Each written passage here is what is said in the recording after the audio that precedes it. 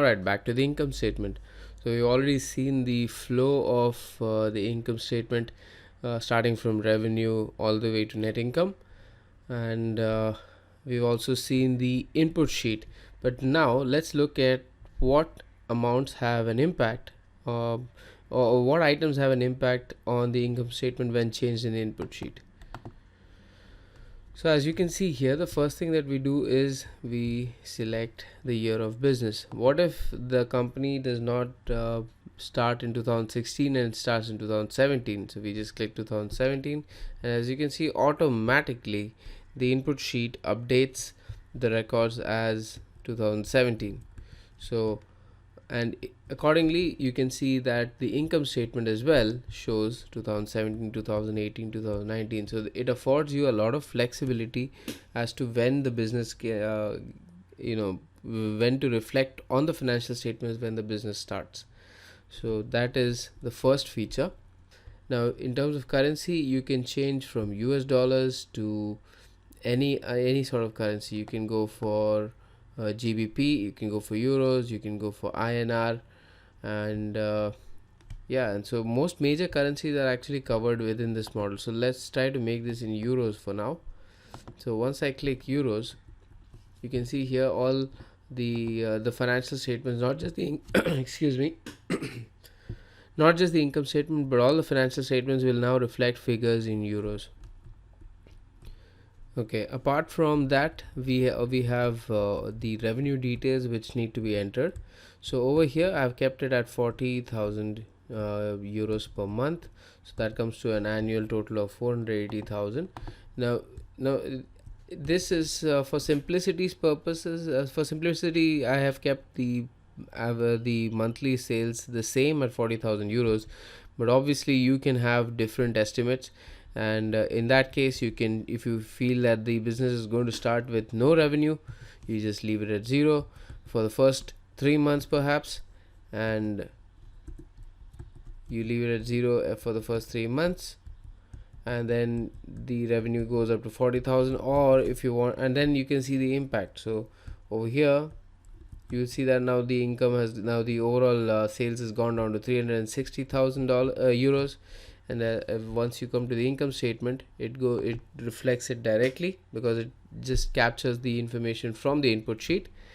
Cost of sales is something we'll come to later, and now the company is still making profits. It's still at 9%, so it's not a bad thing. So the advantage of this model is, as you change the amounts on the input sheet, you can see the direct impact without doing any extra step to understand how your income statement is reacting, and accordingly you can make adjustments. So make sure that you have a story in mind before you go and pitch to investors, because if they say, what if you are not able to make as much sales as you think you would, or what if in scenario B the market really tanks and you make only 50% of your sales, what would be your net income after that? So what you can do is just copy this sheet, make a copy of this sheet, and just show the revenue estimates at 20,000, and we can just do that pretty quickly here. So let's say the market is really bad and we have revenues of 20,000 each month, and the impact on the income statement is now the company is making a loss. So for the first year, you're having a minus 12.3% loss in terms of net income. Taxes obviously become 0, so it's a very smart model. As you know that you're not charged taxes if you make losses, so that's also covered over here. And and the other things also automatically reflect.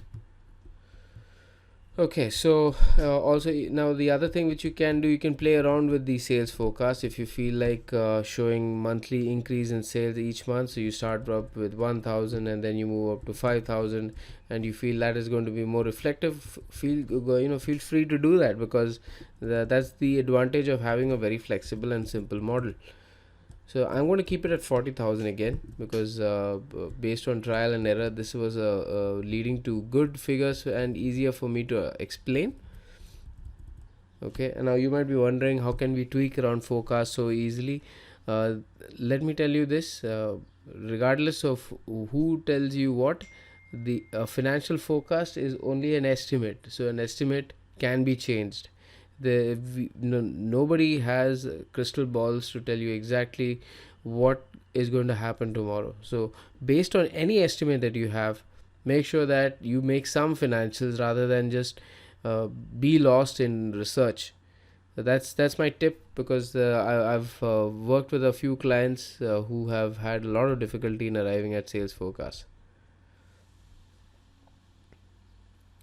Next is gross margin. So the gross margin percentage is reflecting at 45% here, which automatically, if I change it, so now, right now it's showing at 264,000 as cost of sales and 216,000 gross margin. So let's say I make this 55%, and now I can see that the gross margin is 55% and the cost of sales has gone to 216,000. So again, that is also very responsive.